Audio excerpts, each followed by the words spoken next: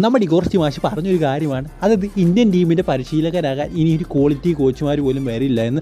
പക്ഷേ നമുക്ക് കാണാൻ സാധിച്ചത് ഏതാണ്ട് 300-ലധികം കോച്ചുമാരാണ് ഇന്ത്യൻ പരിശീലക സ്ഥാനത്തേക്ക് അപ്ലൈ ചെയ്തിരിക്കുന്നത്. ഇതൊക്കെ നിങ്ങൾ അറിഞ്ഞൊരു കാര്യമായിരിക്കും. എന്തായാലും ആ ഒരു ലിസ്റ്റിലേക്ക് മറ്റൊരു പ്രധാനപ്പെട്ട കോച്ച് കൂടി വരികയാണ്, റാങ്കോ പോപ്പനോവിച്ച് എന്നാണ് അദ്ദേഹത്തിൻ്റെ പേര്. അത് എത്ര പേർക്ക് അറിയാമെന്നറിയില്ല. അദ്ദേഹം നേരത്തെ പൂനെ സിറ്റി FC ഒക്കെ പരിശീലിപ്പിച്ചുള്ള ഒരു പരിശീലകനാണ്. അതുമാത്രമല്ല, ഇപ്പോൾ അദ്ദേഹം പരിശീലിപ്പിക്കുന്ന ക്ലബ്ബ് എന്ന് പറയുന്ന ഒരു ടോപ്പ് ക്ലബ്ബാണ് കാഷിമ ആൻലീസ്.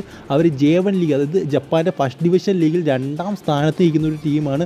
സോ അത്രയും മികച്ചൊരു പൊസിഷൻ നിൽക്കുന്ന ഒരു ടീമിൻ്റെ, അതുപോലെ തന്നെ ഏഷ്യയിലെ തന്നെ വൺ ഓഫ് ദി ബെസ്റ്റ് ടീമാണ് കാഷിമ ആൻലീസ്. സോ അവരുടെ ഒരു എന്താ പറയുക കോച്ചാണ് ഇന്ത്യൻ ടീം, അതായത് നമ്മുടെ ഇന്ത്യൻ ടീം പൊസിഷനിലേക്ക് ഇപ്പോൾ അപേക്ഷ നടത്തിയിരിക്കുന്നത്. പിന്നെ ഇതിൽ നിന്ന് ആരെയാണ് നമ്മുടെ കല്യാൺ ചൗബ തിരഞ്ഞെടുക്കാൻ പോകുന്നത് അത് നമുക്ക് കണ്ടു തന്നെ അറിയണം. എന്നാലും എനിക്ക് തോന്നിയൊരു കാര്യം എന്ന് പറയുന്നത്, നമുക്കറിയാം ഈ പ്രാവശ്യത്തെ അവാർഡൊക്കെ, നമ്മുടെ മികച്ച കോച്ചിനുള്ള അവാർഡൊക്കെ നമ്മുടെ മനീലോ മാർക്കസിന് കിട്ടിയിരുന്നു. സോ അതുകൊണ്ട് തന്നെ അദ്ദേഹം ചിലപ്പോൾ ഇന്ത്യൻ കോച്ചായിട്ട് വരാനുള്ള സാധ്യത വളരെയധികം കൂടുതലാണ്. ഒരുപക്ഷെ അപേക്ഷിച്ചിട്ടുണ്ടെങ്കിൽ അദ്ദേഹം FCയുടെ പരിശീലനമായിട്ട് ഇപ്പോൾ നിൽക്കുകയാണ്. അപേക്ഷിച്ചിട്ടുണ്ടെങ്കിൽ ഉറപ്പായിട്ടും വലിയ സാധ്യതകൾ തന്നെയാണ് മനീലോ മാർക്കസിന്.